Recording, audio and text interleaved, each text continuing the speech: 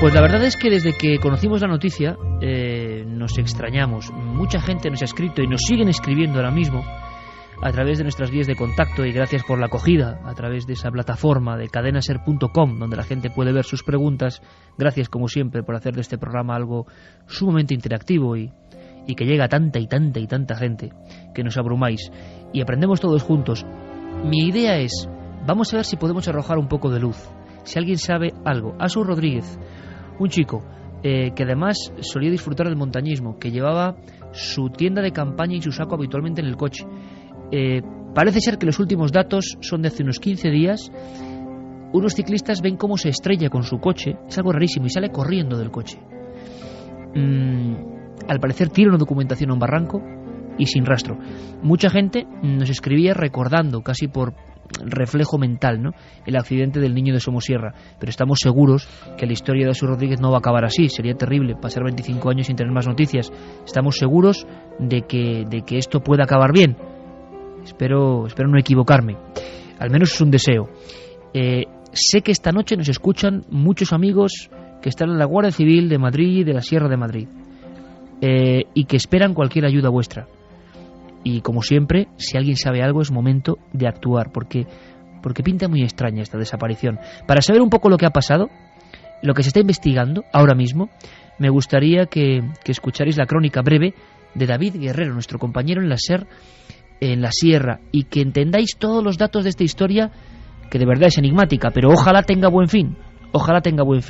Y en un instante vamos a hablar con los representantes de la Guardia Civil que están llevando las investigaciones, con los portavoces que saben la última hora, porque puede que ahora a las 3:11 hayan cambiado las cosas.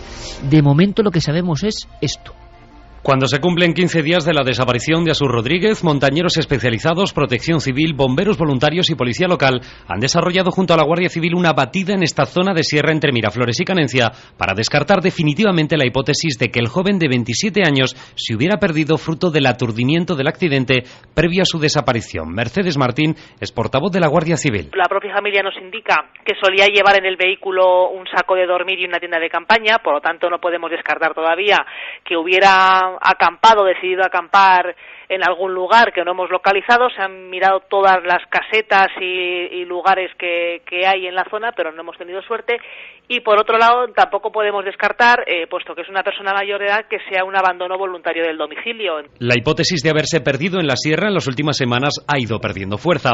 Los esfuerzos del importante dispositivo de búsqueda, que sigue sin obtener éxito, y la dura climatología de estos días en esta zona de la sierra madrileña menoscaban la primera de las líneas de investigación de una desaparición cuanto menos curiosa. La zona del puerto de Canencia, que es donde desapareció, pues bueno, ahí hay una inclemencia meteorológica, lleva nevando varios días por las noches y además, pues bueno, la temperatura cae de una forma terrible. Por lo tanto, hay ciertas unidades, como es el helicóptero, que no puede estar participando porque no tiene visibilidad suficiente, y ahora mismo están participando unidades del Servicio de Rescate e Intervención en Montaña, está participando Seprona, están participando las unidades territoriales de la compañía, y también están participando perros especializados en la búsqueda de personas. Recordemos que el pasado 3 de abril, después de salirse de la carretera tras colisionar con una valla en Miraflores de la Sierra, y según los testimonios de unos ciclistas que pasaban por la zona, el joven salió ileso y corriendo del vehículo, tirando la documentación de este por un barranco.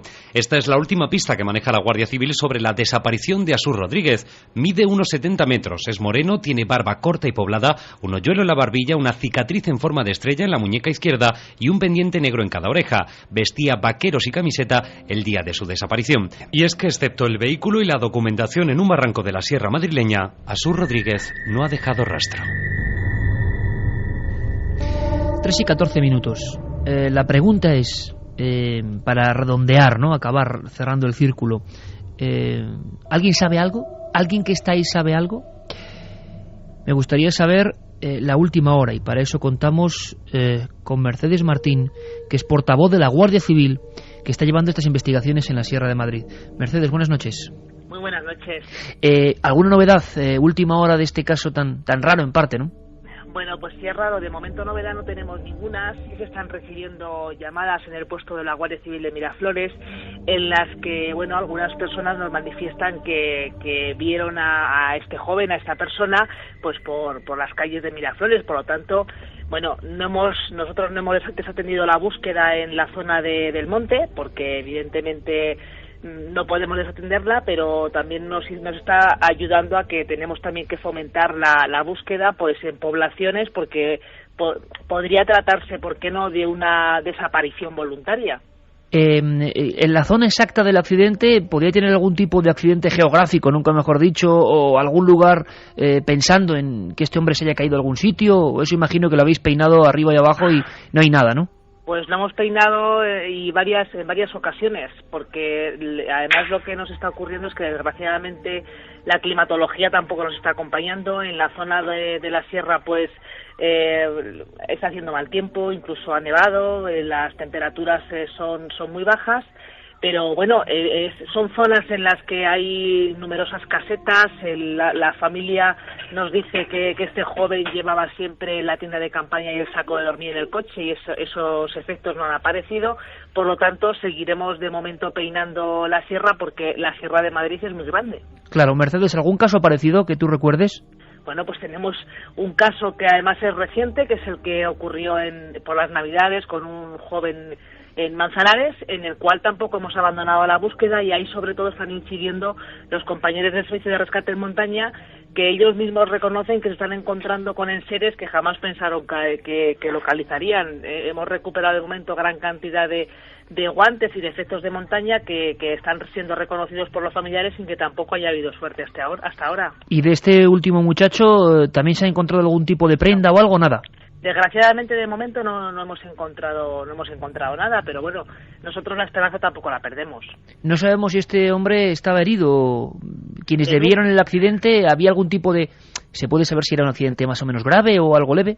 Bueno, el accidente, el coche realmente dice que era un accidente bastante, cuanto menos aparatoso. Al parecer dio 2 vueltas de campana y finalizó en una zona de recta, pero los testigos presenciales del accidente lo que nos manifiestan es que salió corriendo del coche. Se han comprobado centros de salud y hospitales, y bueno, pues no ha acudido ninguna persona que corresponda ni con las características ni con la identidad de este joven.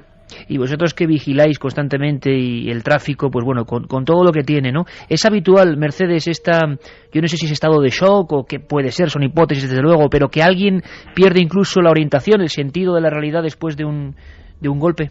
Hombre, después de un fuerte golpe normalmente pues incluso hay pequeñas pérdidas de memoria. Lo que ocurre es que cuando alguien tiene esos síntomas, lo más habitual, y todos los estudios dicen que lo que se hace es buscar ayuda.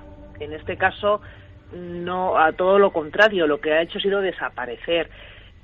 Por lo tanto, pues bueno, es un caso que tiene ciertas partes de extrañeza, evidentemente. Te agradezco de verdad un montón que estés con nosotros, porque no te imaginas, Mercedes, la cantidad de gente, además hoy en día con las tecnologías y bueno, con el seguimiento del programa, nos están escuchando pues unos 800.000 personas. Claro, la gente quiere ayudar, ¿no? Y a veces y es la última pregunta, yo no sé si se ayuda más o no, dando, por ejemplo, ahora la oportunidad que la gente contacte, ¿no?, con la Guardia Civil, que es lo que tiene que hacer, lo primero. Pero por otro lado quizá también llegan muchas observaciones que luego no son tales. El hecho de que un caso de este tipo se haga tan público también tiene su lado un poco oscuro, ¿no?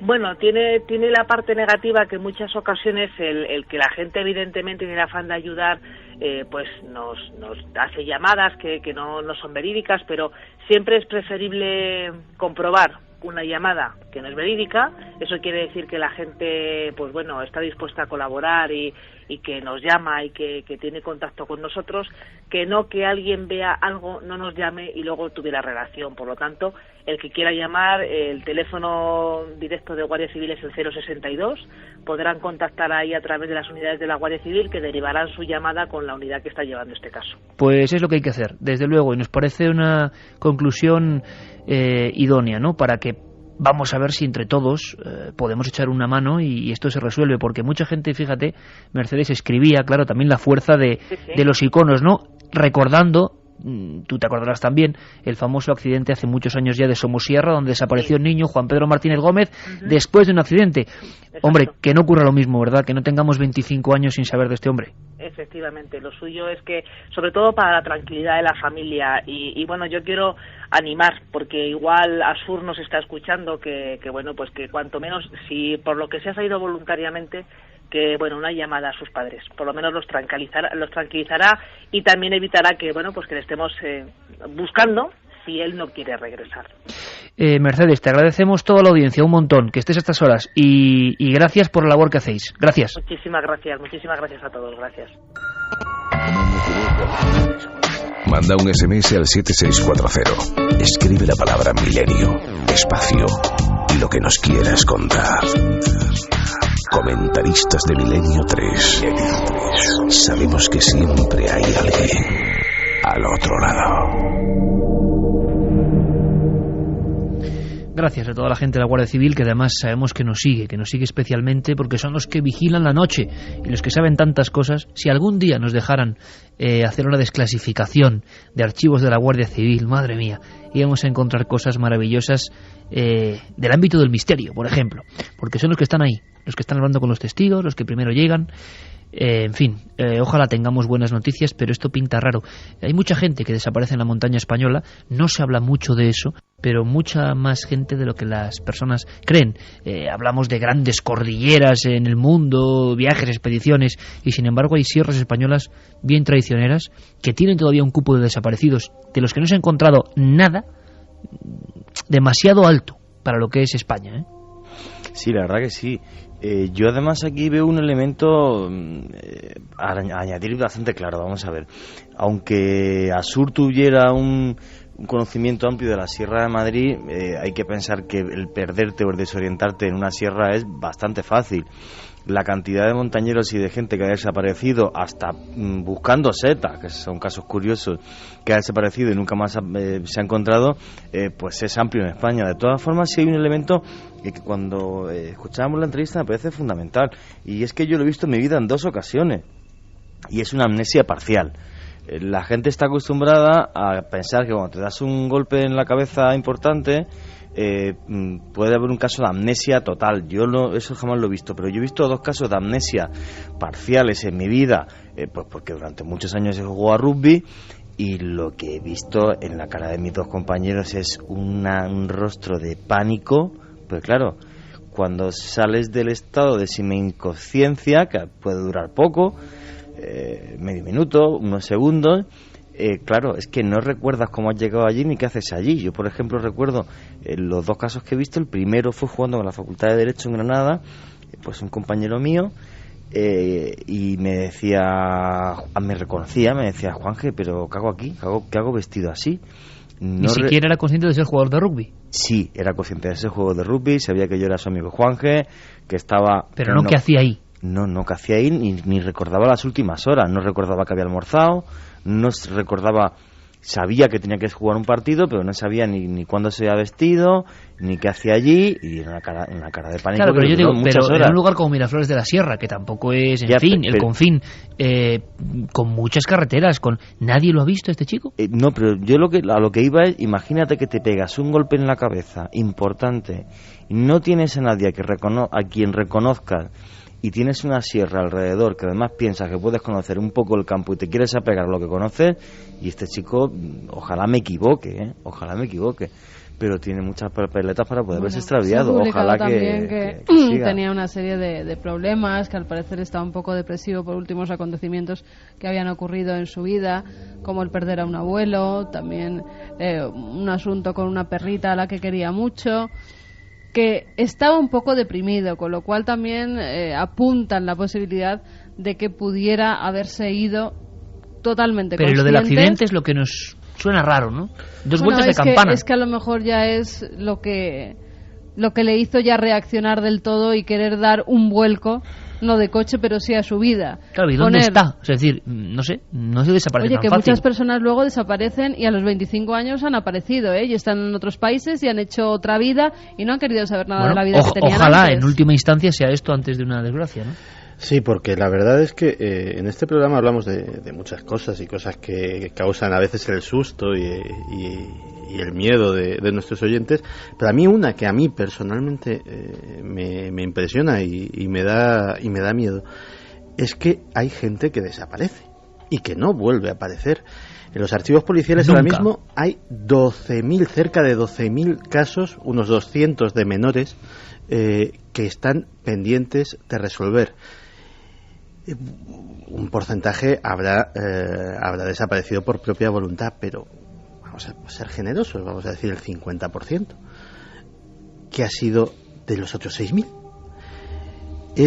Esa pregunta es de las que prefiero no plantearme a menudo, porque es de las que no encuentro una salida satisfactoria y personalmente me inquietan, y espero que no sea este caso y que este se resuelva felizmente. Yo en el año 2000 vi uno de los archivos del Grupo 20, lo que se llamaba Desapariciones Extremas, trasladado a una sociedad de búsqueda de desaparecidos, y lo hice como fotografía, que me acuerdo que la comenté mucho con el director de la revista, Fernando Jiménez del Oso, la fuerza que tenía aquello, porque eran carpetas y carpetas, ¿os acordáis? Sin rastro, ¿no? Y ponía desapariciones extremas, niños, ancianos. En muchos había casos de gente que iba en la bici por la carretera en la ciudad y no aparecía ni en la bici.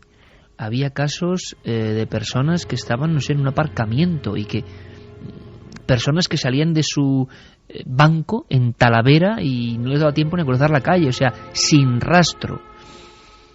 Y también la dificultad en este país y en cualquiera de investigar la desaparición, ¿no? Pero, de verdad, Santi, vemos casos, historias, pero ver todos esos acumulados cogiendo polvo, por desgracia, con las fotos arriba, me acuerdo del último caso, uno de los últimos, de un niño desaparecido en el monte, en Zamora. Esa es otra.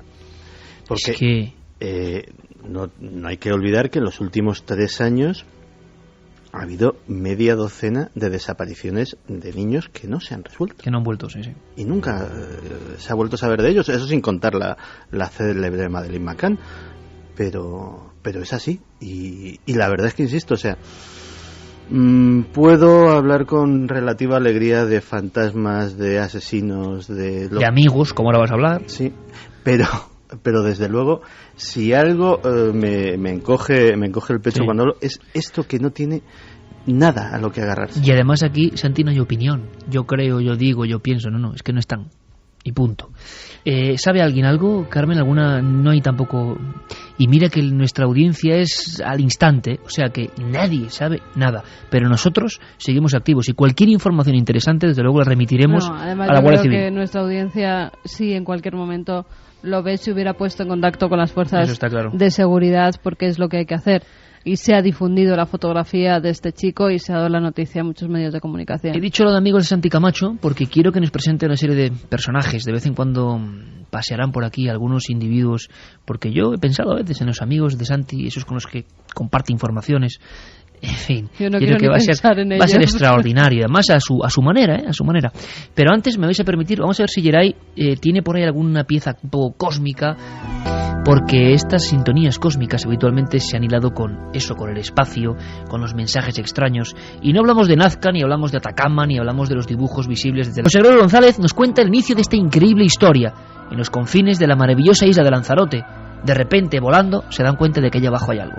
Bueno, la verdad es que esta historia tiene ya unos meses de existencia. En el otoño pasado empezó a circular una información sobre unos círculos ubicados en el Rubicón, círculos de grandes dimensiones, creo recordar que unos 8 aproximadamente, que obviamente de estas fotos aéreas evidenciaban artificialidad, no parecían algo natural, y se especuló en aquel momento con la posibilidad de un interés arqueológico. Incluso ya algunos compañeros de los medios de comunicación deslizaron la palabra Atlántida por medio, bueno, algunas comprobaciones que pudimos realizar a través de ciencia21.com terminaron por verificar que se trataba de marcas recientes que los expertos han determinado como marcas para la construcción de una instalación hotelera que finalmente no se llevó a cabo, y que probablemente esto debió de suceder en torno a los años 70.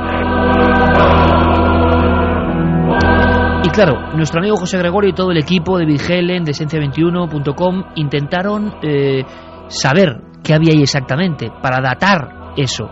Se dieron cuenta de que, caramba, había más que círculos, mucho más que círculos.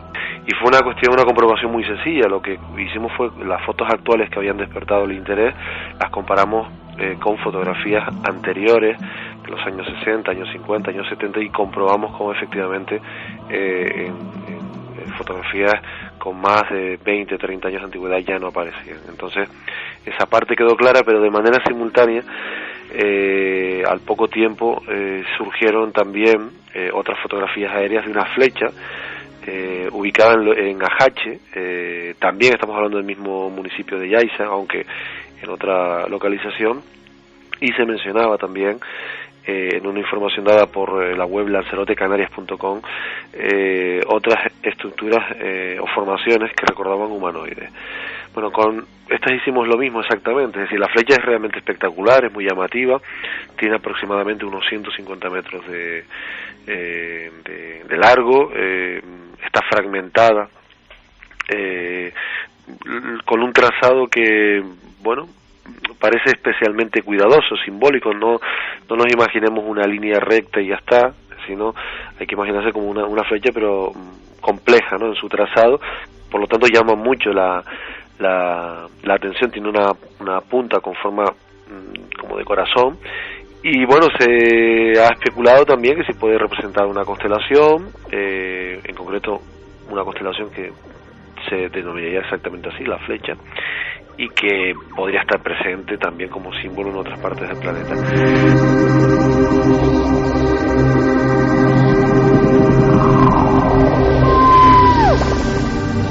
Y escuchando esta descripción de José Gregorio González y escuchando ya a Michel Jarre interpretando casi el espacio, nos damos cuenta: ritos, truco, construcción.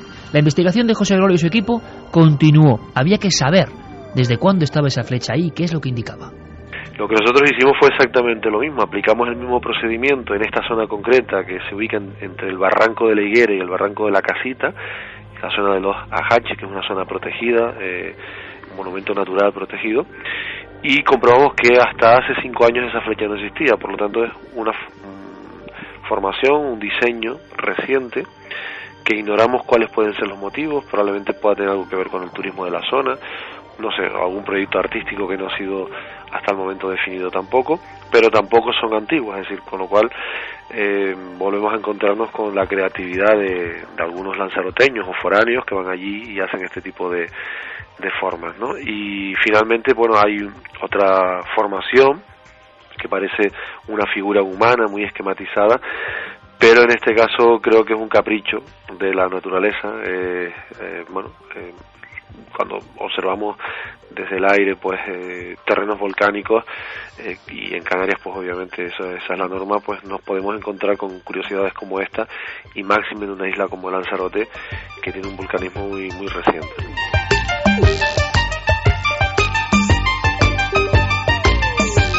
Y luego, si queréis, hablamos un poco de esto, os pediré opinión, y a Carmen, a ti especialmente, porque sabes por qué digo esto. En algunas zonas muy concretas y que tuvieron que ver con asuntos extraños, hay una tradición de dejar mensajes como para el cielo. Todavía hoy, por ejemplo, la Montaña Roja, ¿podía tener algo que ver? ¿Podían ser mensajes de tipo ritual? Durante muchos años, esas zonas precisamente donde han empezado a aparecer estos signos, o estaban ya ahí, fueron lugares como de poder para los que creían en un presunto contacto con luces e historias extrañas, y todo esto se desvaneció hace un par de décadas. Pero durante los años 70 había concentraciones. ¿Pueden ser restos de eso? ¿De alguien que quiere volver a montar eso? ¿De alguien que quiere simplemente que se fotografíe eso por los satélites por algo que desconocemos? Nosotros no descartamos la intencionalidad meramente artística como parte de algún proyecto que juega un poco con la incógnita para posteriormente ser desvelado. Pero también es cierto que en otras épocas el hecho, por ejemplo, de elegir lugares muy importantes desde el punto de vista arqueológico o vinculados con tradiciones relacionadas con lo mágico, como es el caso de Montaña Roja, con un vínculo muy concreto con los ovnis, en el pasado tenía otro tipo de motivaciones, y eran cuando los grupos contactistas marcaban el suelo como si fuesen estableciendo una especie de balizas, ¿no?, pensando que eso podían ser señales que los ovnis o los tripulantes de los ovnis, supuestos tripulantes de los ovnis, podían en un momento determinado interpretar, eran como señales. ¿Señales de qué? ¿Y para qué? Última hipótesis de José Gregorio González, y no es la menos inquietante. Si me permites la expresión, globosondas, es decir, estrategias para que algunas personas puedan caer en la trampa y creer que eso es arqueológico, que eso tiene un valor y una antigüedad mucho mayor, y digamos que caigan en una especie como de trampa informativa o periodística. ¿Y trampa para qué? Se acumulan las preguntas que se pueden debatir ahora. Jaime Rubio, uno de los primeros divulgadores de estas fotografías, nos habla a su manera de lo que él interpreta en esa flecha. Los pocos que lo han visto, porque es una cosa muy reciente, ¿no? Pero vamos, arqueólogos y escritores especializados en el tema han dicho que, por ejemplo, el tema de la flecha localizada en un parque natural donde no se puede entrar y que está localizada por el satélite de Google, la flecha, por ejemplo, pues no tiene ninguna explicación, porque lo primero que estábamos pensando nosotros es que aquello podía ser algo de tipo aborigen, ¿no? Prehispánico. Pero dicen los especialistas de Lanzarote que es un poco complicada esa teoría, porque aquello es una zona volcánica que entró en erupción en 1750 y por tanto la lava lo hubiera cubierto todo. Entonces la idea de los especialistas es que aquello tiene que ser más reciente. Lo que no saben es cuándo se pudo hacer eso. Jaime Rubio insiste en lo protegido del lugar. Un lugar donde no es fácil estar haciendo una obra sin que uno lo detecten. Bueno, de ser así, los artistas lo han hecho para obtener un gran impacto. Lo han hecho en un lugar sagrado prácticamente de Lanzarote. De 1970 para acá es imposible que lo hayan hecho, porque aquello se cerró al público y ahí está prohibido construir, incluso entrar con coche, que pedir permiso a las autoridades, etcétera, ¿no? De manera que cualquier piedra que uno remueva allí, pues le puede caer una sanción, incluso pena de cárcel, ¿no? Y por tanto, si es de origen moderno, como parece que dicen los arqueólogos, pues no sabemos quién lo pudo haber hecho, ni cuándo tampoco. Han tomado fotografías, han sobrevolado la zona y ha habido expertos de diferentes países ya, curioso, que han estado midiendo casi las formaciones. ¿Por qué tanto revuelo? Porque no es solo la flecha esta gigante de 150 metros. También hay otra formación en la zona de Papagayo, también casi en la cima de un pequeño volcán que hay allí. Hay unos círculos gigantes que al principio se dijeron que si eran una especie de base para hacer una urbanización, pero después se ha visto que no, porque el ayuntamiento de Yaiza, que es donde está ubicado, pues no tiene, por lo menos se le hemos pedido que nos dé la copia del proyecto y no la tienen, ¿no? O no la ha entregado. Aparte de eso, hay especialistas extranjeros, concretamente en este caso británicos, que han fotografiado aquello desde el aire precisamente para agencias inmobiliarias y para turoperadores turísticos, y ellos dicen que aquello para nada parece algo de tipo urbanístico, ¿no? Porque aquello, los círculos son gigantescos, y es verdad que en la punta de arriba en los años 70 se hizo un hotel, pero no tiene nada que ver con los círculos, porque están a más de 2 kilómetros de distancia. El hotel es rectangular, los círculos, pues esos son unas circunferencias gigantes que se ven desde un avión a 1000 metros, se pueden ver perfectamente. Yo mismo las he visto desde el aire, desde un avión, y por tanto es todo un misterio. Y por último, y precisamente hilando con Santi, lo que nos contará ahora, una teoría conspiranoica. Bueno, ahí lo dejamos. Jaime Rubio nos informa de un detalle curioso que seguro que a Santi le gusta. Lo que sí es cierto y es raro es que haya agencias extranjeras interesadas en el tema, ¿no? Concretamente hay agencias británicas de información, incluso la BBC se ha interesado por el tema. En Estados Unidos parece que también lo conocen agencias importantes, y por tanto pues no sabemos lo que se está moviendo aquí, la verdad. Ahí está el tema, ahí están las figuras, una flecha de 150 metros, un supuesto humanoide, unos círculos, y aquí claro, no podemos decir nada. Puede ser una trampa, un globo sonda para engañar, pueden ser vestigios que no parecen muy antiguos porque en las fotos de cartografía y satélite no estaban, pueden ser ritos modernos de gente que está haciendo cosas. Opinión a bote pronto de los tres. Bueno, yo viendo las imágenes, la famosa flecha mía lo que me recuerda es a falsificaciones de círculos de las cosechas, que hay verdaderos expertos por ahí sueltos que hacen verdaderas maravillas para ser contempladas desde el aire. La Mona Lisa, por ejemplo, efectivamente. De trigo. Pero cuando he visto la figura del humanoide me ha parecido otra cosa, porque además yo sí había visto algo parecido una vez. En la frontera de los estados de Arizona y de California hay una serie de formaciones que se llaman los intaglios.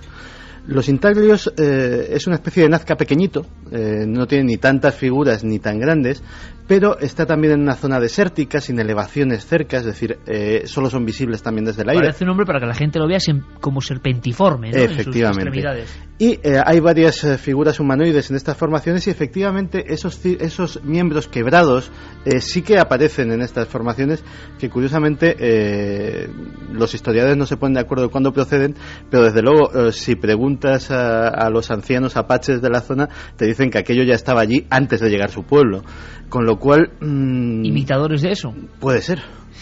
Juanje, rápido, por favor. Yo pienso simple y sencillamente, creo por las dos figuras que he visto, que son completamente artificiales, aparte del hecho de que en el siglo XVIII hubiera habido una erupción volcánica y arrasase la zona, hace que los guanches no pudieran ser los autores de esto. Entonces, desde mi punto de vista... Pero claro, la pregunta es, parece clarísimo que son modernos, ¿vale? ¿Por qué creéis? Pues se ha dado el caso hasta de alguna compañía publicitaria que ha intentado anunciar algún producto. Ron Tiki lo hizo unos hologramas en Málaga en Chile, acordaros cuando entrábamos en Arica, había uno de esos petroglifos que decían que estaba hecho modernamente anunciando Coca-Cola. Sí, pero eso lo hizo la Coca-Cola directamente. Claro, porque son anuncios. Lo que pasa que, cuidado, a quien haya hecho esto, la diferencia es que se le cae el pelo, porque está en un parque natural ultra protegido, ¿eh? Bueno, pues igual que el que pinta pena de cárcel, igual que el que pinta el metro de Madrid con Aerospray. Tú vete a Nazca y haz un dibujo. Hombre, si no te pillan, vale. Si te pillan, ya, yo vi el cartel, 5 años de cárcel. Que sí. Vale, no podías pisar las líneas y las pisaste. Pues lo mismo aquí. Yo no las pisé, estuve donde las líneas, pisarlas no. Pues lo mismo pasa aquí, que entras y lo haces. Sí, un tipo de graffiti, pero ¿para qué? Bueno, pues ahí está el misterio. Y yo desde luego creo que el interés por un lado de las agencias, el interés de que sea una trampa o no, pero que está ahí, y 150 metros, y las conexiones con otras trampas, entre comillas, lo hacen interesantísimo. Mira, fíjate, Iker, nos escribía Guillermo León para decirnos que hay ahora en Google Earth una especie de archivo histórico. Es decir, él ha buscado la flecha y en el año 2000 la flecha no existe. Ajá. Es en el 2006 cuando se perfila más vagamente, y 2007, 2008 y 2009 se ve perfectamente ya. Me dice Guillermo que en nada vais a poder ver las fotos en ikerjimenez.com, ¿no? Sí, claro, en nada las subirá allí porque, como vemos, está en directo investigando. Y con esa herramienta, Google Earth, damos a un relojito que hay y puedes ver cómo era esa misma imagen en años anteriores, y vemos que en el 2000 no había absolutamente nada. Claro, así lo que han hecho moderna. nuestros compañeros, mirar en Google Earth y ver si eso estaba ahí antes, no está. Entonces, ¿qué es? Bueno, nosotros damos la noticia, que es nuestra obligación, como siempre, que tengáis todos los datos. Y ahora, y durante los más o menos siguientes 7-8 minutos, o no sé, porque con Santi todo es sorpresa, yo le dije a Santi, oye, ¿qué cantidad de investigadores raros hay por ahí? Raros que igual tienen la verdad y nadie les hace caso, porque su verdad es increíble, y ya vemos que las verdades a veces duelen, y nos enteramos con mucho tiempo después de que la gente iba en buen rumbo. Pero claro, cuando nos habla Santi, por ejemplo, de Abasti, ese argentino que está convencido de que Hitler está vivo, ese tipo de cosas, algunas más increíbles, otras menos, nos damos cuenta que hay un género de personas que buscan esa verdad pese a quien pese y contra todos. Lo hemos llamado los amigos de Santiago Camacho. Y yo creo que va a ser interesante saber de esta gente. Seguro que va a ser interesante.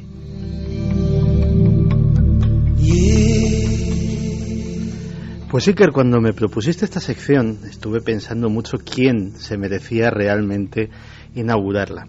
Y me acordé de un hombre que vive apartado en una casita en Minnesota.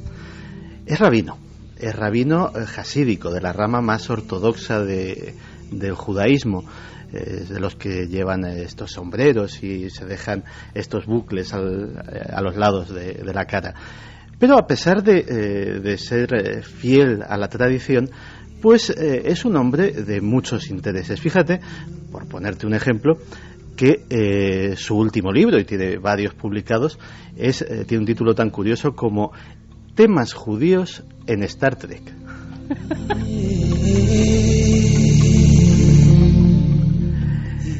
El rabino Jonathan Gershon es, entre otras cosas, el presidente de la Asociación de Trekkies Judíos. Pero esto lo contamos como anécdota para que veamos lo peculiar del personaje. No desdice nada de otra parte de su trabajo, que es la que sí que nos interesa. Y es una parte que tiene algo que ver con temas mucho más terribles.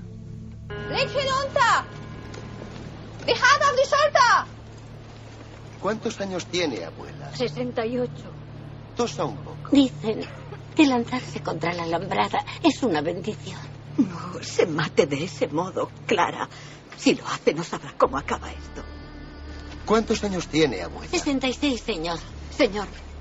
Buenos días. Ha habido un error. No deberíamos estar aquí. Trabajamos para Oskar Schindler. Somos los judíos de Schindler. ¿Quién es Oskar Schindler? Un fabricante de Cracovia. De esmaltados.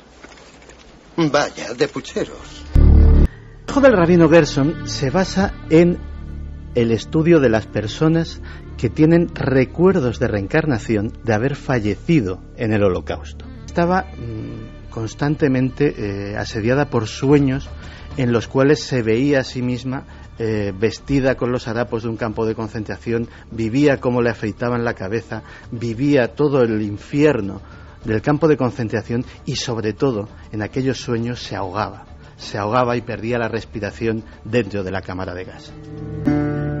El rabino le fue pidiendo detalles a la muchacha y con sus conocimientos fue viendo que aquellos detalles coincidían punto por punto en sus conocimientos, casi más allá de lo que se podía aprender por los libros y las películas.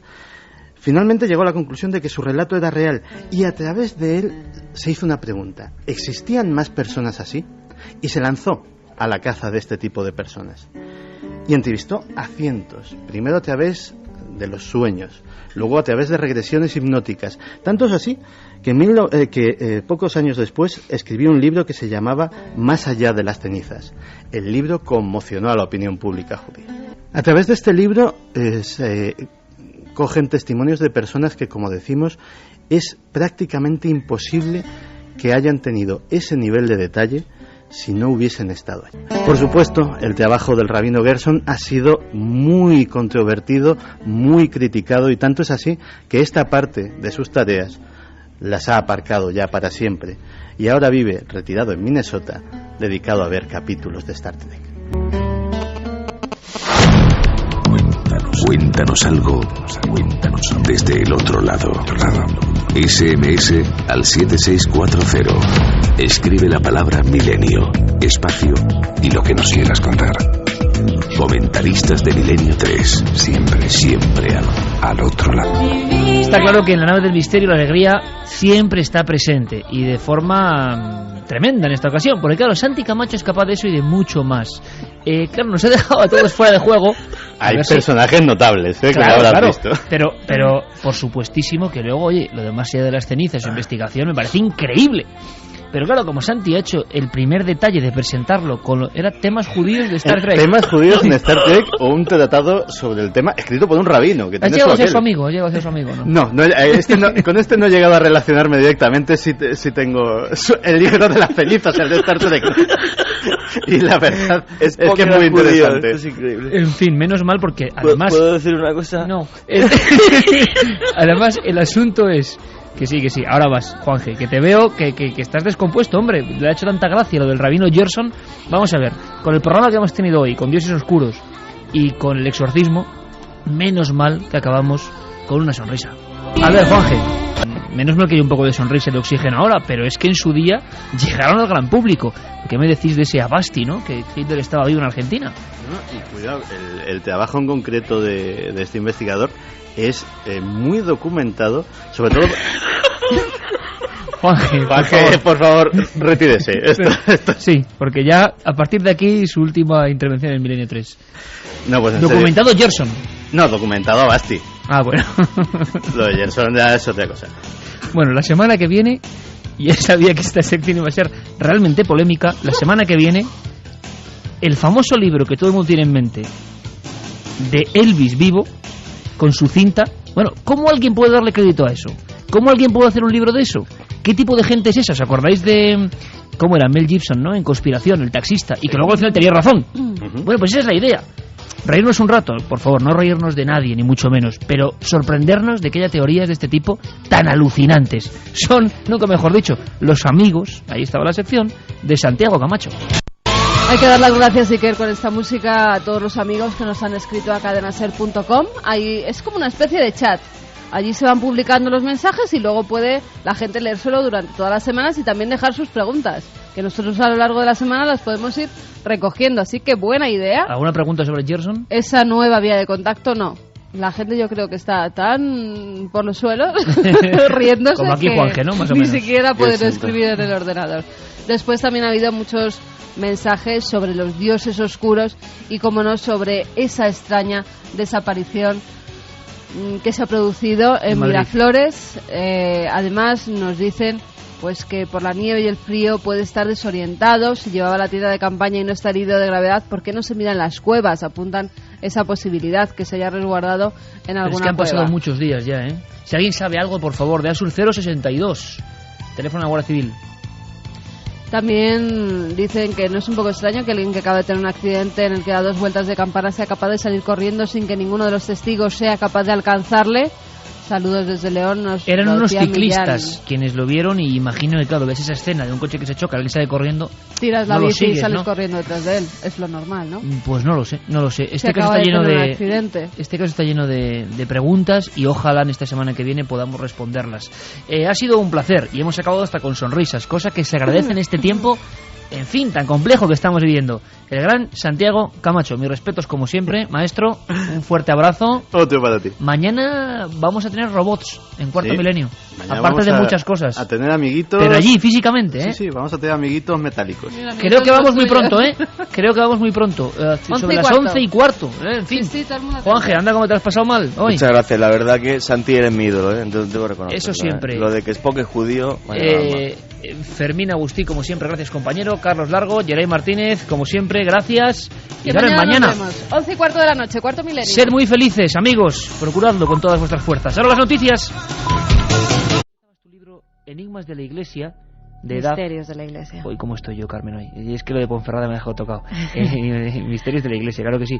Editorial Edad, con un espacio sobre los exorcismos reales o lo que motivó la historia del exorcista. Voy a daros tiempo, amigos, voy a daros tiempo. Porque si estáis en una carretera, más vale que lleguéis pronto a casa. Si estáis en la cama, bueno, lo de apagar el receptor nunca, desde luego.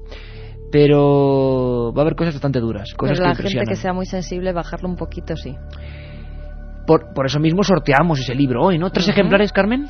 3 ejemplares entre todos aquellos que nos manden mensajes al 7640, palabra clave milenio, espacio y lo que vosotros queráis. 7640, palabra clave milenio, espacio y lo que queráis. 3 libros de Misterios de la Iglesia, editado por EDAF. Vamos rápidamente, antes de meternos en el meollo terrorífico esta noche. Ya sabéis, a veces historia, a veces arqueología, a veces criminología, a veces asombro, a veces miedo. A menos a mí esto me da bastante repelús, pero es la noticia, es el documento y hay que hablar de ello. Carmen, vamos muy rápido, si te parece, con las opiniones que recogimos y que estamos recogiendo estos días con los SMS destacados. Lidia desde Barcelona, por ejemplo, nos preguntaba: ¿habéis leído Jacobus de Matilde Asensi? Sí, y la verdad es que lo interesante es que en ese lugar mágico donde estuvimos, las médulas, ella ubicaba, ya vimos que había ciertas dotes que podrían ser reales, el Arca de la Alianza. Otro amigo nos preguntaba: ¿puede ser que escupieran a la cruz porque no murió Jesús en la cruz, sino Dídimo Tomás, supuesto hermano gemelo de Jesús? Nos decía Quique de Talavera. Los templarios hablamos de que en sus ritos por los que fueron quemados y ejecutados escupían a la cruz. Javier Sierra, allí en vivo, en Ponferrada, nos explicó que eso podía ser una simbología de que no era escupir a Cristo, sino a todo lo que significaba aquella crucifixión, a los que crucificaron a Cristo. Pero hay teorías también mucho más disparatadas, en mi opinión, como la de que Jesús tenía un hermano. Menudo tema. En referencia a eso también, Lucas de Almería nos decía: los templarios escupían a la cruz porque descubrieron que Jesús no murió en ella, sino que arribó hasta costas francesas. José Luis de Valencia: ¿el catarismo proviene del maniqueísmo? Maniqueísmo, sí. Dicen muchos que viene de esa división rotunda entre un mundo bueno, un mundo malo, fuerzas del bien, fuerzas del mal, y una creencia muy dividida en ese aspecto. Los cátaros, hablamos de ellos, los cátaros de León. Único caso quizás de personas herejes cristianas que fueron también quemadas, fue un programa duro, y que sobrevivieron de alguna manera. Bueno, ahí estaban. Creemos que sí, que hay una raíz maniqueísta, como dice la filosofía, en esta gente extraña que renegó de la Iglesia, a la que consideraban corrompida y a la que consideraban que se había apartado de las verdaderas palabras de Jesús. Otra amiga nos decía: cada programa me sorprendéis más, os escucho siempre, vivo junto a uno de los cementerios más antiguos de Lanzarote y ahora estoy sola en casa. También Óscar de Bilbao: ¿qué libro recomendáis para saber más sobre los caballeros templarios? Vamos muy rápido porque sabéis que los libros son básicos en nuestro programa. Yo recomendaría, por supuesto, el de los dos invitados que estuvieron, magníficos, Mariano Fernández Urresti, Los templarios y la palabra perdida, Los templarios y la palabra perdida, tomad buena nota, de EDAF. Javier Sierra, Las puertas templarias, para ver desde otra óptica el tema, Martínez Roca lo editó, y, importante, Nicholas Wilcox, o lo que es lo mismo, Juan Eslava Galán, hizo La lápida templaria. Dos novelas con mucha realidad para meterse en el tema. Y si queréis dos apuntes más, dos libros magníficos. Uno, Los enclaves templarios, de Juan García Tienza, Los enclaves templarios, un recorrido por la España donde estuvo esta gente, apasionante, fotográfico, lo hizo Martínez Roca. Y por último, Los templarios y otros enigmas medievales, de Eslava Galán, editado por Planeta. Yo creo que es un buen repóquer. Antonio desde Getafe: ¿hay alguna conexión entre los templarios y el priorato de Sion? El tema que está en boca de todo el mundo, todas las revistas, todas las películas, todos los detalles: Código da Vinci, priorato de Sion, Rennes-le-Château, templarios, cátaros, enigma sagrado. Bueno, va a haber muchas novedades. Yo tengo que adelantar que nosotros, Carmen, con mucho escepticismo, estamos queriendo contar, escribiendo, viendo, no sabemos, a veces adelante, a veces atrás, toda esta historia tan extraña y tal y como lo hemos vivido, además muchas veces con Milenio 3. ¿Os acordáis que hicimos dos programas sobre el Código da Vinci? Cogimos nuestro coche y que nos fuimos hasta Francia a recorrer toda esa zona para emitir desde allí algunos documentos. Bueno, dentro de muy poco, pues noticias importantes. Más preguntas sobre ese mismo tema. ¿Los pergaminos que encontró Berenguer Saunier procedían de los cátaros? Una de las teorías es que Berenguer Saunier, ese cura de Rennes-le-Château, espero que hayáis oído el programa, se encontró un tesoro que podía ser unos documentos de aquellos últimos cátaros que, casualidad, habían sido exterminados en esa misma zona. La historia es tan apasionante que por eso nos hemos metido en ella. Tenemos, Carmen y yo, una idea, que es intentar contar a gente como nosotros, o sea, que ni se cree nada ni se deja de creer, que simplemente quiere toda la información fácil y sencilla, toda esta historia, todas las implicaciones, todo lo sectario, todos los fraudes. Puede ser un camino apasionante. Si Dios, el destino, la providencia o la casualidad o las fuerzas que haya lo quieren, pronto podremos, digo yo, finalizar esta obra titánica.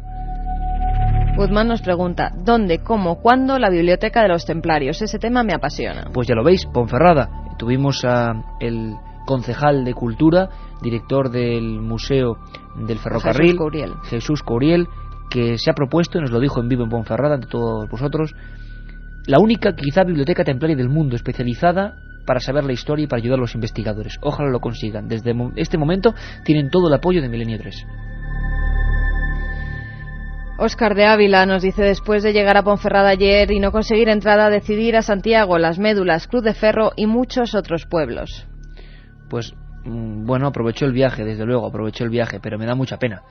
Óscar de Ávila, como tantos y tantos amigos fieles que van de otras partes, y eso es un problema porque no sabemos. ¿Habrá algún día una posibilidad de reservar entradas para la gente que viene de fuera? Es que no lo sabemos. Os lo decimos sinceramente, es que no suele ocurrir. Los programas cuando salen va la gente de allí, pero no de fuera, de otras partes. Eso provoca una serie de problemas importantes. Intentaremos solventarlos. Yo os doy un consejo como amigo: siempre que haya un programa de Milenio, haya o no haya entrada, yo, desde luego, yo iría. Y luego estoy seguro que de alguna manera, mejor o peor, podrían ver ese espectáculo que yo creo que siempre es inolvidable para nosotros y ojalá para vosotros. Óscar, ánimo. Y Pere Villores nos decía: me gustaría que me contarais alguna historia sobre los exorcismos que se realizaron en el santuario de la Balma. Bueno, pues más apropiado imposible. Un día penetraremos en ellos. Yo estuve con nuestro colega Fran Contreras investigando, ¿te acuerdas, Carmen? Esa historia, en esa zona de la Balma. Hicimos una serie de reportajes. Hubo un reportero español magnífico, se llamaba Alardo Prats, y hizo un trabajo tremendo. Uno de los primeros trabajos donde se mostraba la España profunda y negra, la España de los exorcismos. En las cuevas de la Balma se hacía espiritismo primitivo, se hacían rituales extraños, la gente se contorsionaba, gritos en las cuevas, mujeres enlutadas, ojos en blanco, gritos, alaridos, lenguas extrañas. Aquellos sucesos acabaron a tiros, nunca volvieron. Había miles de personas, iban a la Balma porque suponían que en esa pelada montaña del Maestrazgo de Castellón podían curar sus males, los males que según ellos les propiciaba ni más ni menos que Satanás, el príncipe de las tinieblas. Tradición y España negra. Por cierto, aquellos reportajes, periodismo que da 1000 vueltas al de hoy en día, se llamaban 3 días con los endemoniados. Y yo le digo a Carlos Nicolás, en la nave del misterio, porque él ha estado escuchando los documentos, que nos metemos en materia, respiramos todos fuerte, y como Milenio sabéis que es la montaña rusa de sensaciones, vamos a viajar a lo más profundo quizá de la mente, de la ignorancia, del diablo de verdad, quién sabe. Xenoglosia o glosolalia, ya lo sabéis, 7640, palabra Milenio. Hoy nos interesa más la opinión vuestra que nunca. Queremos que seáis nuestros observadores, escuchadores de cabecera.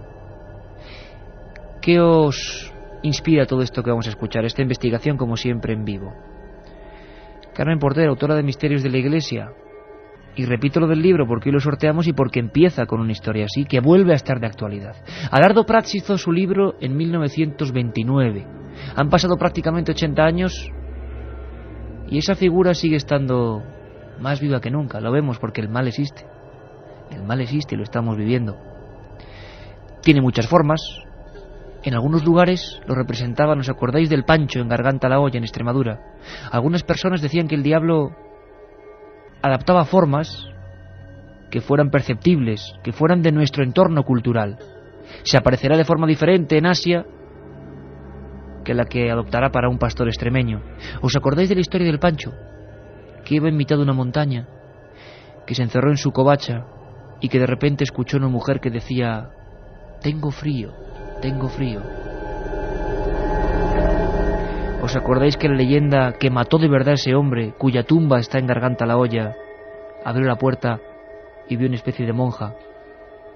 Encendió la lumbre, aquella monja no miró el crucifijo y comprobó que tenía patas como los chivos.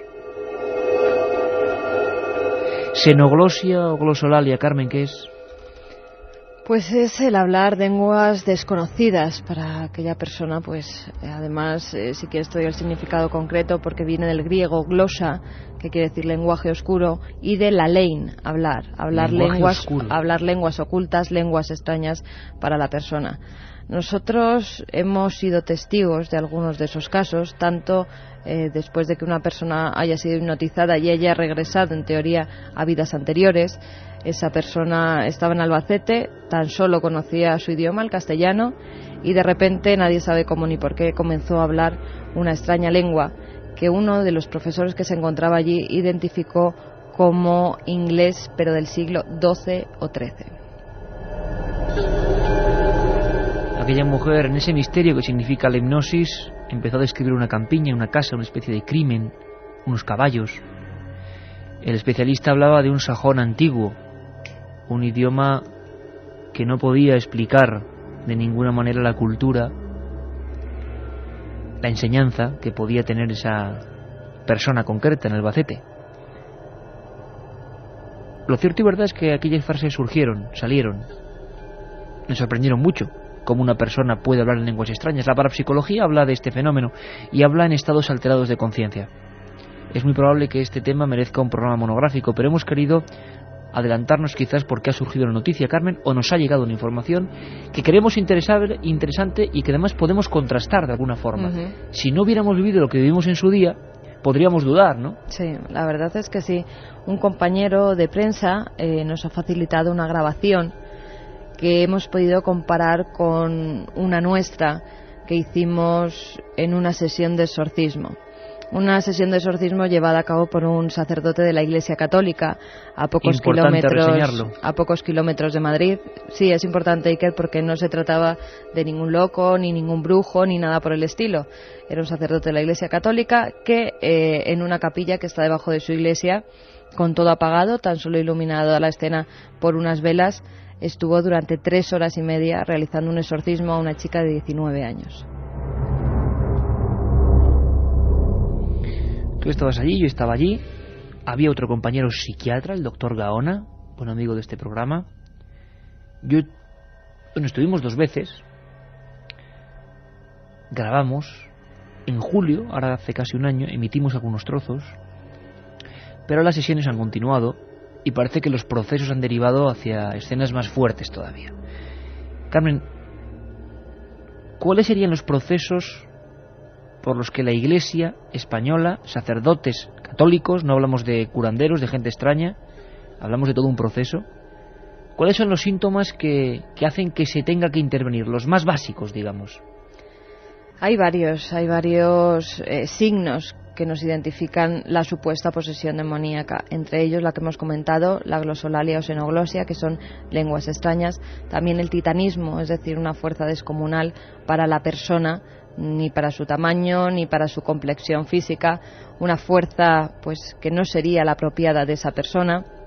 También hay algunos símbolos como el no poder entrar en una iglesia, todo le da asco, todo lo sagrado, todas las medallas, todos los cristos, todo aquello que tenga que ver con la iglesia y con Jesucristo. También hay algunos símbolos ya físicos, como son las dermografías. Es decir, ¿dermografías? Ajá, escrituras, letras, números que salen en la piel. Nadie sabe cómo ni por qué, se reflejan de repente, como en el caso del verdadero exorcista. Al niño, a Robert Mannheim, le salieron en el abdomen varias palabras como infierno o salida. En la piel de aquel niño, delante de los sacerdotes que motivaron este caso perfectamente conocido, aparecieron unas palabras, como unas ampollas que formaban letras. Imaginaos la escena, amigos. Exit, salida, y Hell, infierno.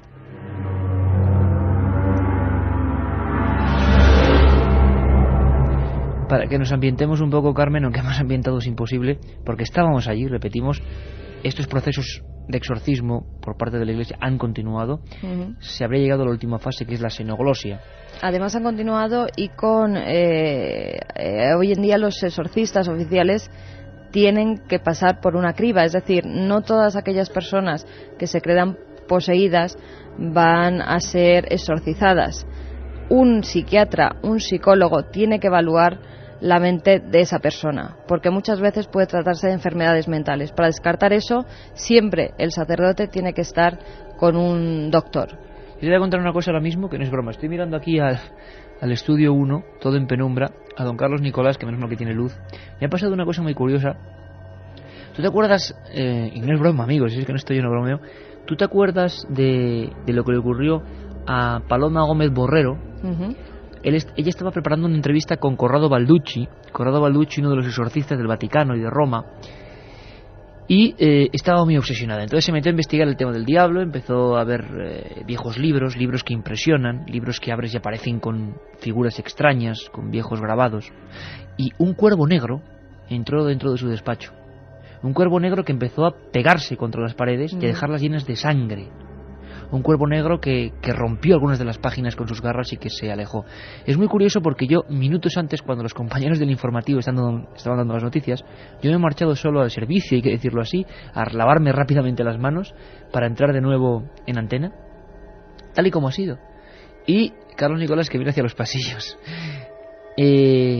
Bueno, he recorrido todo el pasillo, erais testigos, compañeros, Antonio Bravo, que también está por ahí. Y nada, me he metido en el baño. Es una casualidad, pero ya sabíamos, estábamos preparando este tema. Este tema siempre da casualidades. Yo no sé por qué, pero siempre da casualidades. Me he metido en el baño y por la ventana se ha metido una especie de insecto absolutamente extraño, un insecto normal y corriente, revoloteando de una forma atronadora justo cuando he entrado. Y es la única vez que he entrado en el servicio de la serie, estaba todo a oscuras. Entonces la sensación que he tenido ahí dentro, con ese revoloteo total, Me he acordado inmediatamente, Carmen, de la historia de Paloma Gómez Borrero y he dicho, igual es mejor no tratar este tema hoy. Pero ahí va.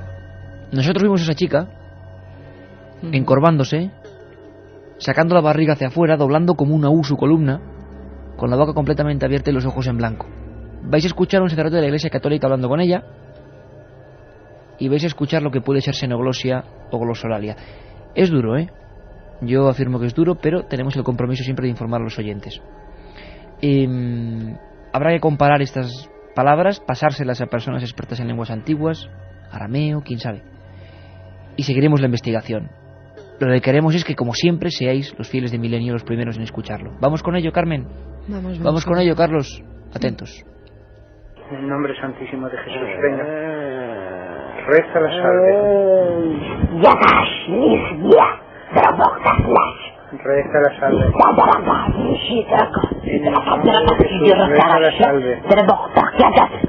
En el nombre de Jesús, reza la salve.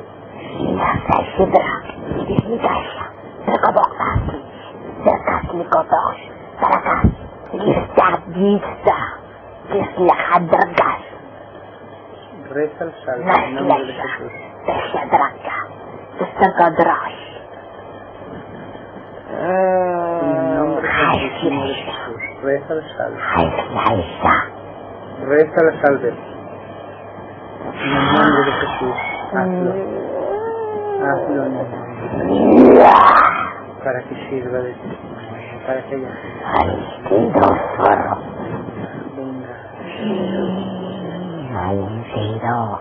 No lo puedes evitar. No lo puedes evitar. Venga.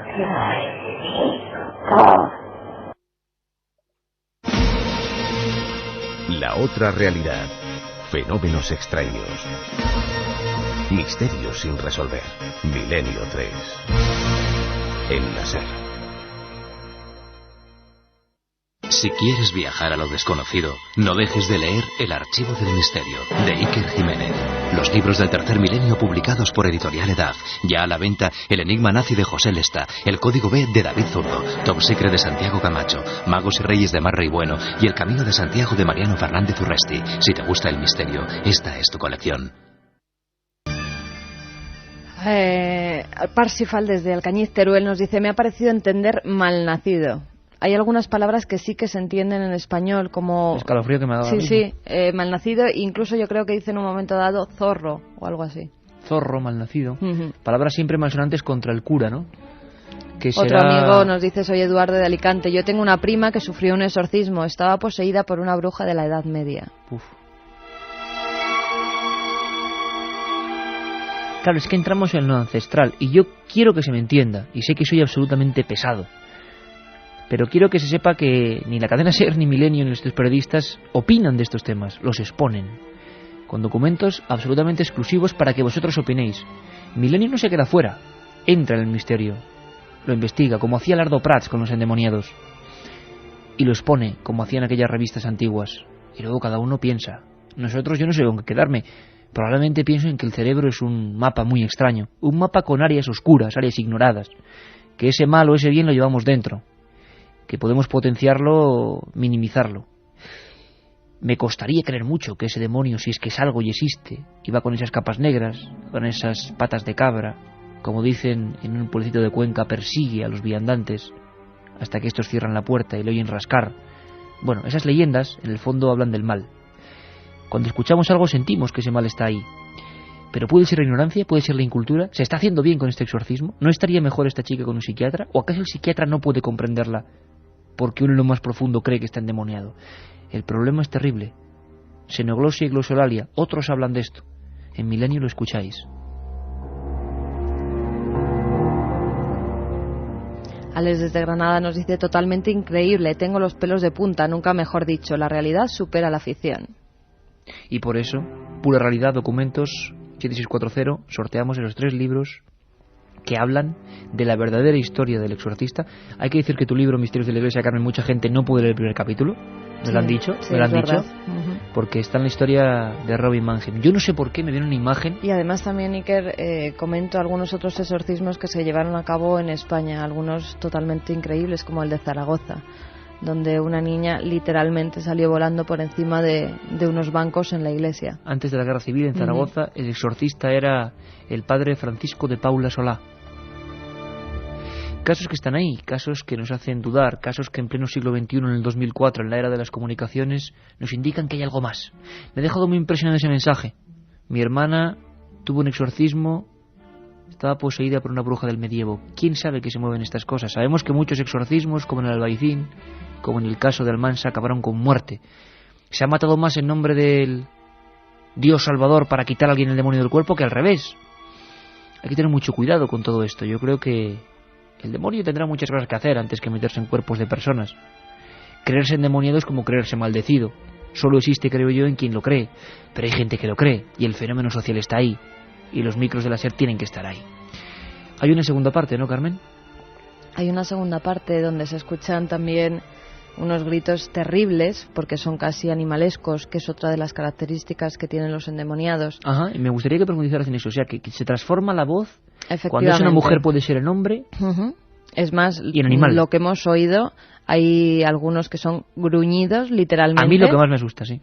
Parecen gruñidos, y luego pasa... Dice Carlos Nicolás que también, que está y luego pálido. Pasa directamente a los gritos, unos gritos incontrolados y terribles, histéricos en determinados casos. Lo escuchamos, era el sacerdote con la Biblia en las manos, aunque aparte de la Biblia se suele utilizar el Rituales Romanum, ¿no? Uh-huh. Lo más lógico es que se utilice el Rituales Romanum, que es el texto que desde siempre ha utilizado la Iglesia para ir en contra de los demonios, porque hay pues varias frases que hacen que justamente vaya en contra de lo que es el mal.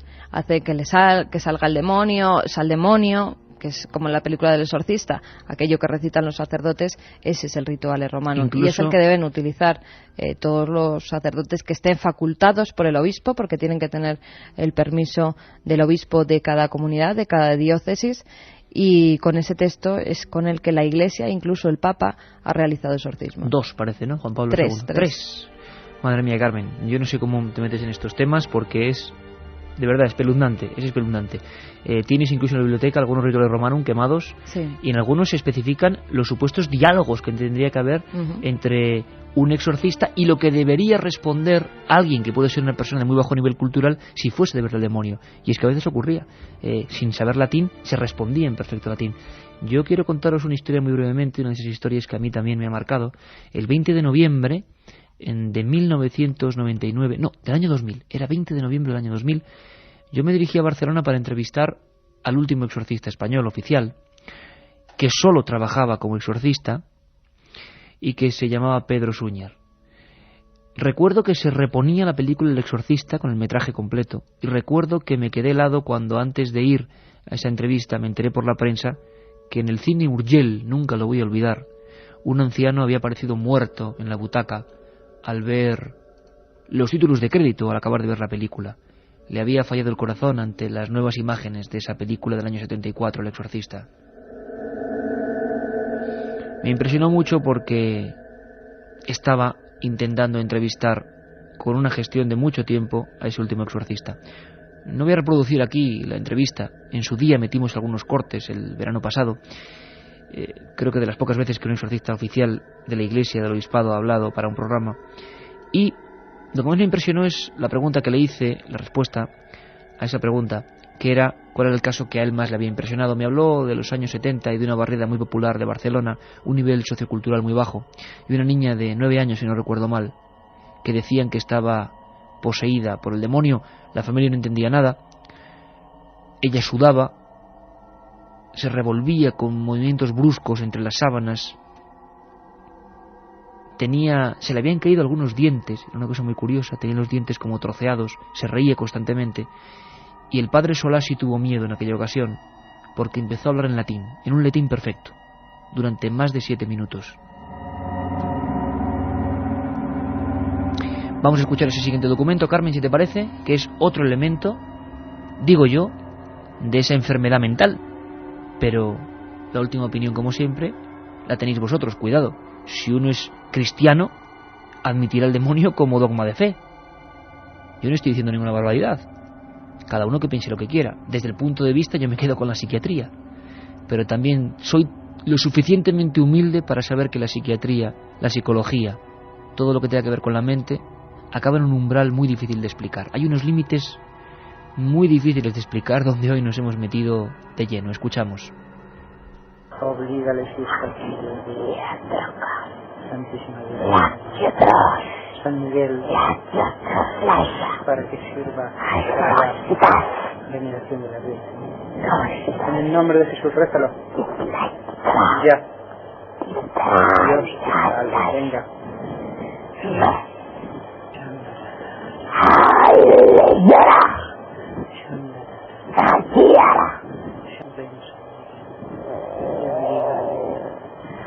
Por la veneración de la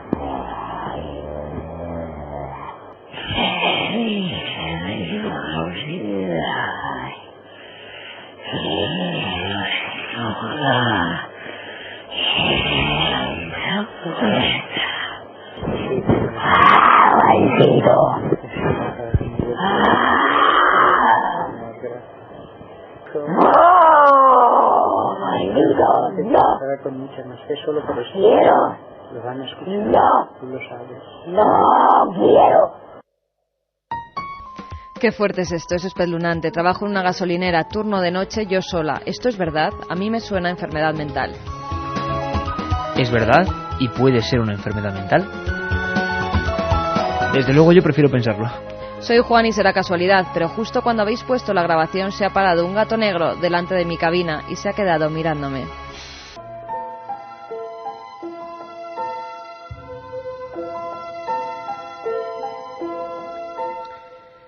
La definición tradicional que circunscribía las armas de destrucción masiva a las químicas, biológicas y nucleares es algo superado.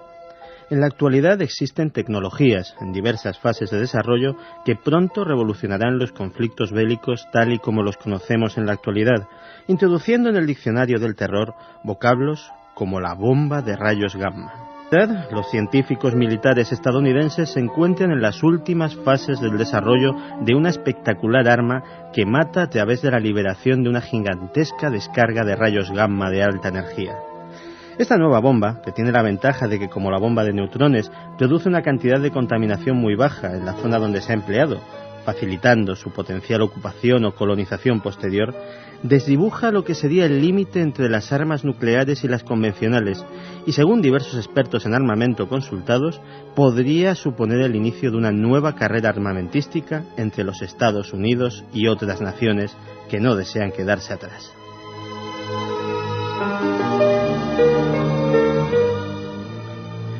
El pasado mes de mayo, el Congreso estadounidense dio su aprobación a un ambicioso plan de investigación, 6.300 millones de dólares, sobre armas nucleares tácticas, en especial las bombas antibúnker, diseñadas para destruir refugios subterráneos profundamente enterrados bajo cientos de metros de hormigón. También se ha priorizado el desarrollo y fabricación de las llamadas mininuques, pequeños artefactos nucleares con cabezas de menos de 5 kilotones. El sueño de los militares que siempre han buscado justificar el empleo de armas nucleares en el campo de batalla en lugar de tenerlas como simple reserva disuasiva.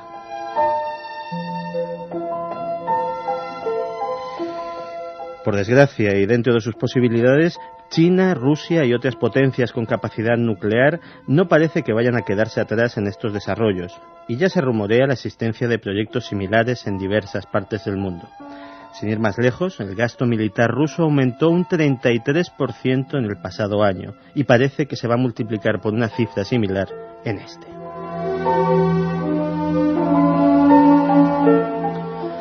La bomba de rayos gamma es tan solo un ejemplo de la gran cantidad de nuevas tecnologías desarrolladas en los laboratorios militares y que se mantienen en secreto a pesar de que algunas de ellas tendrían aplicaciones en la vida civil que contribuirían decisivamente a salvar vidas e incrementar en gran medida el bienestar de la población.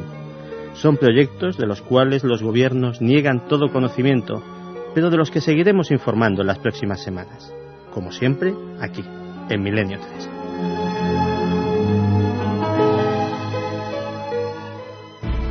Nacho Ares, y muchos preguntáis por nuevas secciones. Pues le estoy dando vueltas la cabeza, ¿eh? Me gustaría que me propusierais, claro que sí, 7640, palabra milenio. Está Carmen ya con todos los mensajes porque va a haber ese sorteo, ese libro impactante, Misterios de la Iglesia y Edad. Me gustaría mucho que me dijerais, empiezo el concurso ya, ¿qué secciones queréis para la nueva temporada de Milenio? Que estamos ya prácticamente en ella con todo lo del verano. Ideas, así como está Santi Camacho, así como está Nacho Ares, me gustaría que me contarais nuevas secciones. ¿Qué interés tenéis? ¿Qué temas? ¿Qué cosas? ¿Qué invitados? También os digo una buena noticia. Parece, no digo nada más, que dentro de no mucho tiempo vamos a montar un buen tinglado, una buena alerta de vigilancia de los cielos. Otros, como el viejo amigo Antonio José, les la llamaría alerta ovni. Todos muy preparados. Os queremos a todos de corresponsales. Una conexión con todas las partes del mundo. Todos los amigos de Milenio mirando al cielo. Una noche inolvidable. Bueno, vamos rápido con la biblioteca. Una noche como hoy tiene que haber libros. Más apropiado imposible. Miedo y literatura. Lo editó Edad Ensayo. Autor Luis Martínez Domingo. Luis Martínez es doctor en filología. Había hecho varios estudios, pero es el primero, parece, en España, sobre conexión de miedo y literatura. Es muy interesante porque además podemos aprender muchísimo.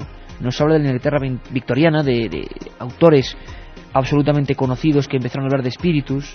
Nos hablan de cuando se puso en el siglo XVII y XVIII de moda la magia negra y había libros de ese tipo.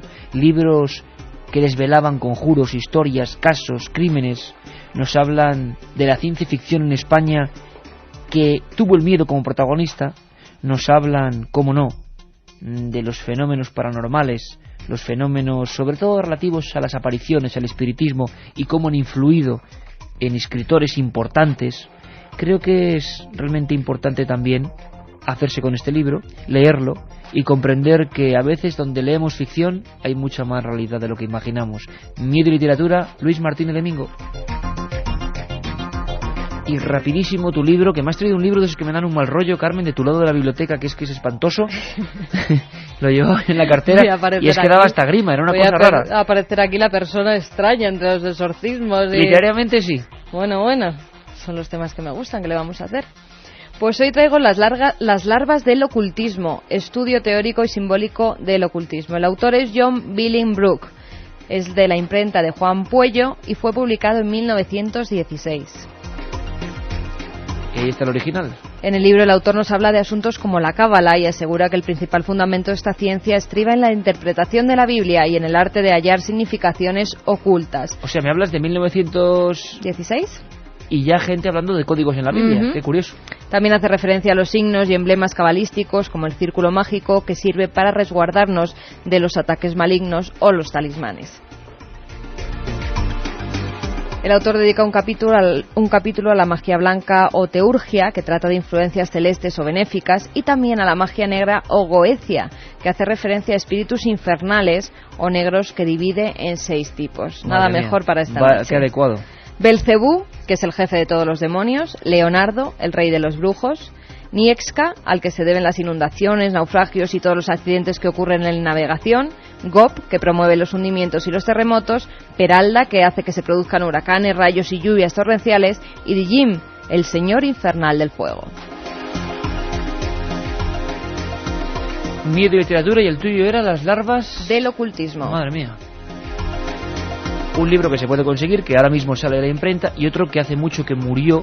O no, los libros nunca mueren, que salió de la imprenta, que dejó de venderse, pero que puede ser recuperado y que si lo veis merece la pena, claro que sí. Vamos a ir rápidamente con muchos de los mensajes. Estalla el 7640.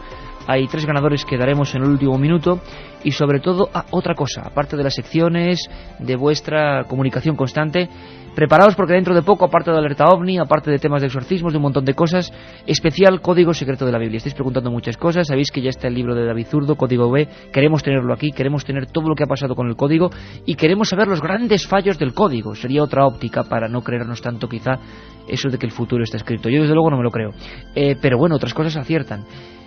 Vuestras preguntas, desde ya, porque van a haber muchas y habrá que seleccionar sobre el Código B. Y ahora, lo que habéis